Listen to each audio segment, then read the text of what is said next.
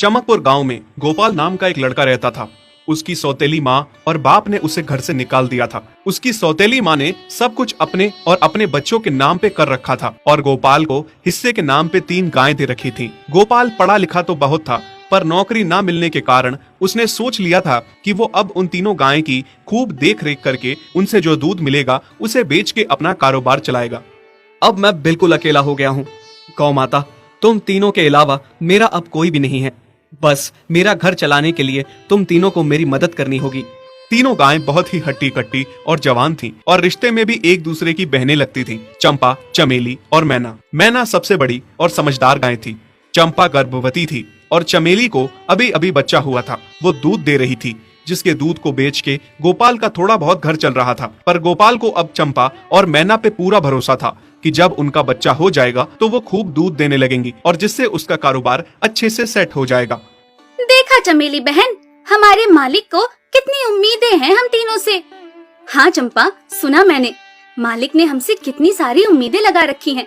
और उम्मीद रखे भी क्यों ना, कितना समय खर्च करते हैं मालिक हम पे और कितनी सेवा करते हैं हमारी, कितना खिलाते पिलाते हैं हमें, और फिर हम मालिक की उम्मीदों पे खरा ना उतरेंगी तो धिक्कार है हमारी जिंदगी पर। सही कह रही हो बहन तुम। चलो हम तो मालिक के लिए कुछ ना कुछ कर ही लेंगे। तुमने बच्चा दे दिया है, दूध भी दे रही हो, मैं भी गर्भवती हूँ। थोड़े दिनों में मैं भी बच्चे को जन्म दे दूंगी, फिर दूध भी देने लगूंगी। लेकिन इस मैना दीदी को देखो, हम दोनों से बड़ी हैं, एक बार भी बच्चा ना दे पाई आज तक। क्या इसका फर्ज नहीं बनता मालिक के लिए कुछ? ये तो बड़ी हैं, हमसे ज्यादा इसको मालिक के लिए करना चाहिए था, लेकिन हम छोटी होकर इतना सोच रहे हैं। तुम दोनों ऐसा क्यों कह रही हो? क्या गलत कह रहे हैं हम? सही तो कह रहे हैं। कितने सालों से बांझ पड़ी हो तुम। ऐसा कैसे कह सकती हो तुम? बच्चा देना ना देना मेरे हाथ में थोड़े ना है। मैं भी तो माँ बनना चाहती हूँ ना। मैं भी चाहती हूँ कि दूध दूँ और मालिक को मेरे दूध से कुछ फायदा हो। अरे तुम क्या बच्चा दोगी जो इतने सालों से नहीं दे पाई? तुम ये ख्वाब लेना बंद करो कि तुम बच्चा दोगी और तुम्हारे दूध से मालिक को कोई फायदा होगा। दोनों छोटी बहनें बड़ी बहन मैना की बेबसी का मजाक उड़ाती हैं और उस पे हंसती हैं। इस बात से मैना बहुत दुखी होती है और रोती है कि उसी की बहनें उसको दिलासा देने की बजाय उसे ताने मार रही हैं, उसका मजाक उड़ा रही हैं। फिर एक दिन गोपाल का पड़ोसी उससे कहता है, अरे गोपाल, तुम्हारी 2 गायें तो ठीक है, एक गाय का क्या है? उससे तुम्हें कोई फायदा नहीं है, बेच क्यों नहीं देते उसे? अरे नहीं नहीं भाई साहब, बेचना क्यों उसे? अभी बच्चा नहीं दे रही तो क्या पता कल वो बच्चा दे दे। कोई भी काम जल्दबाजी में नहीं करना चाहिए। अरे नहीं गोपाल, मेरे कहने का ये मतलब था कि तुम्हें अपना कारोबार जल्द खड़ा करने की जरूरत है, क्योंकि तुम्हारे घर वालों ने तुम्हारे साथ जो कुछ भी किया वो बहुत गलत था। अब तुम्हें जो भी करना है अकेले ही करना है। आगे शादी भी तो करनी है तुम्हें, उसके लिए भी खूब पैसा कमाना पड़ेगा। जब तुम्हारी सारी गायें दूध देंगी तभी तो कारोबार अच्छा चलेगा ना।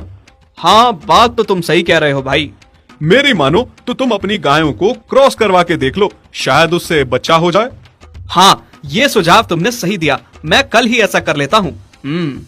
सुना तुमने मैना बहन मालिक की बातों को? कितना परेशान है मालिक तुम्हारी वजह से, पर तुम्हें तो कोई बात कह ही नहीं सकते। झट से बुरा जो मान जाती हो तुम। मैना ये सब सुन के बहुत दुखी होती है, पर करती भी क्या, उसके हाथ में कुछ नहीं था। गोपाल ने मैना को क्रॉस करवा के भी देखा, पर उसका भी कोई फायदा नहीं हुआ। गोपाल, जो सुझाव मैंने तुम्हें दिया था, क्या वो तुमने आजमाया? हाँ भाई, वो भी करके देख लिया, पर उसका भी कोई असर ना हुआ। ये गाय किसी काम की नहीं है गोपाल, मेरी मानो तो इसे बेच दो। मैं सोच रहा हूँ एक बार फिर से क्रॉस करवा के देखता हूँ, शायद कोई बात बन जाए। देख लो, पर मुझे नहीं लगता। देखा, इन लोगों को भी पता चल गया तुम बच्चा नहीं दे सकती, तुम बांझ ही रहोगी। सही कह रही हो तुम दीदी, इतने जतन करने के बाद भी बच्चा नहीं हो रहा तो अब क्या होगा? गोपाल मैना को एक बार फिर से क्रॉस करवा लेता है। दोनों बहनें चंपा और चमेली मैना के बांझपन का मजाक उड़ाती हैं और उस पे खूब हंसती हैं।